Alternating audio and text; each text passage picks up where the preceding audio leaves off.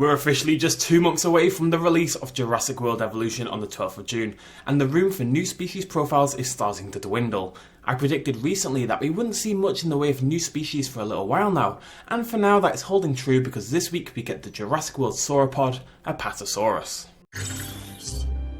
Extracting species profile. Apatosaurus is a genus of large sauropod dinosaur that lived in North America during the late Jurassic period. To lighten its vertebrae, it had air sacs that made the bones internally full of holes. And there it is. Now let's not pretend otherwise. This is not going to go down as a particularly exciting species profile, but we've been wanting a good look at another sauropod for a while now, and it's nice to see such a faithful recreation of the wrinkly old man look that the Apatosaurus in Jurassic World had. And it's kind of cute, this one, right? It doesn't have the regality and majesty of the Brachiosaurus we saw a while back, but that stumpy little body and thick legs and tiny little mouth make it seem almost childlike, which is inevitably going to make it all the funnier when it's eaten by an Indominus Rex when we try to recreate the massacre from the film. Some interesting information about the animation work Frontier has done actually came out recently in a video about how they've used real life animals as inspiration for the dinosaurs and how they designed a system so that bigger dinosaurs, such as this Apatosaurus, don't clip their feet through the ground or look weird with flat feet on curved hills, and vice versa. There's a level of attention and love in this game that's gone unseen by a lot of people, I think, with the complaints about work in progress AI, etc. And I think people need to keep in mind a little bit more that all we've seen so far is a development build. The first of 2 new clips offers us precisely no new information and nothing even vaguely interesting. But here we go. We see a group of 3 Apatosaurs in their exhibit, flanked by a fairly massive hill in the background, much bigger than ones we've seen before. Whether this will be flattenable, definitely a word, or not, I'm unsure. But to address another common complaint whilst we're here, map size. We have seen the first map only, and even then not the extent of it. People need to chill out a little bit. We've seen in these species profiles some fairly huge exhibits. I think it's safe to say we're going to get to play with a lot of room eventually. Anyway, the Apatosaurs look beautiful as we've come to expect, and you can really see the underlying attention to muscular work that Frontier have referenced before, as the closest dinosaur lowers its neck to drink from the pool, the way the body subtly shifts and moves to accommodate and balance the long neck and teeny tiny head.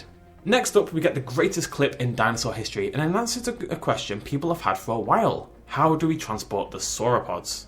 People have suggested cranes, or maybe just having multiple of this type of helicopter and the like, and I think people are going to call this single helicopter manoeuvre a little bit unrealistic, but in actuality this would be possible. The Russian helicopter, the Mi-26, is capable of carrying around the same poundage as the highest estimates for the Apatosaurus, which is around 44,000 to 48,000 pounds. Now this is the most powerful helicopter ever put into real production, and the Apatosaurus is significantly lighter than, say, the Brachiosaurus. But still, given this is a futuristic world with technology beyond our current capabilities, it isn't nearly as preposterous as I think people are making it out to be, even if it looks a little silly. And a little adorable. I kind of love this animation, these big floppy dinosaurs being waved about in an area, and it's going to be even funnier with more murderous carnivores. The other problem people have had is the neck, and it does look a little painful, doesn't it? I have managed to find images of elephants being transferred in very much the same way, with a harness that does attach around the neck, but the more common transportation method for big animals seems to be attaching the ropes around the ankles instead, or managing to get them onto a sort of cage platform sort of thing. Still, both of those would be incredibly annoying to animate. We saw it in JPOG. They had this cage that kind of went under the animal and stuff, and whilst it was a more realistic transportation method, I think for some of the heavier dinosaurs, it also looked a little ridiculous in progress.